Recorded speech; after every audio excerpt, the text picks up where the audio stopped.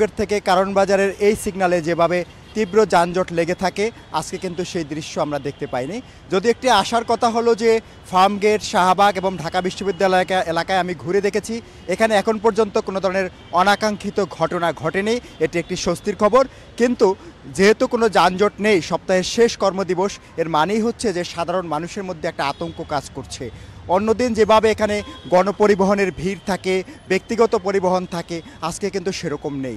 যারা অফিসগামী মানুষ তারা সবাই সকাল 10টার মধ্যে যার যার মতো করে অফিসে প্রবেশ করেছেন। অন্যদের খুব একটা পথচারীদের, আমরা অপেক্ষমান পথচারীও কিন্তু রাস্তায় খুব একটা দেখতে পাচ্ছি না। আমরা খোঁজ নিয়েছি সকালবেলা যাত্রাবাড়ি থেকে মিরপুর বা মোহাম্মদপুর ও ধানমন্ডিগামী যেসব গাড়ি রয়েছে তারা নিজ দায়িত্বেই গুলিস্তানের পরে আর আসছে না। অর্থাৎ তাদের মধ্যে একটা আতঙ্ক কাজ করে যে শহরে 10টার পরে বা 11টার পরে কিছু একটা হতে পারে। এই আতঙ্ক থেকে তারা নিজের সিদ্ধান্তেই তারা আবার গাড়ি ঘুরিয়ে নিচ্ছেন। আর আরেকটি বিষয় হলো যে মেট্রো রেল, আপনি জানেন যে এই সময় সকালবেলা 10 মিনিট পর পর ছাড়ার কথা, কিন্তু আমরা খোঁজ নিয়ে জানতে পেরেছি যে 3 মিনিট পর পর মেট্রো রেল ছাড়ছে।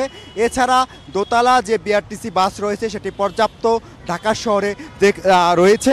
আমি আপনাকে দেখানোর চেষ্টা হয়ে দেখতে পাচ্ছেন যে বহন একেবারে নাই বললেই চলে, যদিও কিছু ব্যক্তিগত পাচ্ছি আর দু একটা চলাচল করছে, সেখানেও অনেকটাই খালি। আপনি দেখতে পাচ্ছেন যে দুটি বিআরটিসির বাস যাচ্ছে, সেটি একেবারে খালি বলা যায়। আমরা 4-5 জন যাত্রী বিআরটিসির বাসের মধ্যে দেখতে পাচ্ছি। এর কারণ হচ্ছে যে সাধারণ মানুষের মধ্যে নিষিদ্ধ ঘোষিত সংগঠন বাংলাদেশ আওয়ামী লীগের লকডাউন কর্মসূচি, অন্যদিকে ফেসিবাদ বিরোধী যেসব রাজনৈতিক দল রয়েছে বিএনপি, জামাত সহ, তাদের যে পাল্টা কর্মসূচি কোনো বললে আওয়ামী লীগের কর্মসূচি তারা প্রতিহত করবে। এই পাল্টাপাল্টি কর্মসূচির কারণে সাধারণ মানুষের মধ্যে একটা আতঙ্ক কাজ করছে, ভীতি কাজ করছে, যেই কারণে অনেকেই আজকে রাস্তায় বের হননি। এই হচ্ছে মমি আমার কাছে এই মুহূর্তে কারণ বাজারের সার্বিক পরিস্থিতি। যদি এরপরে আর কোনো আপডেট থাকে পরবর্তী সংবাদে আমি আপনাকে জানাতে পারবো।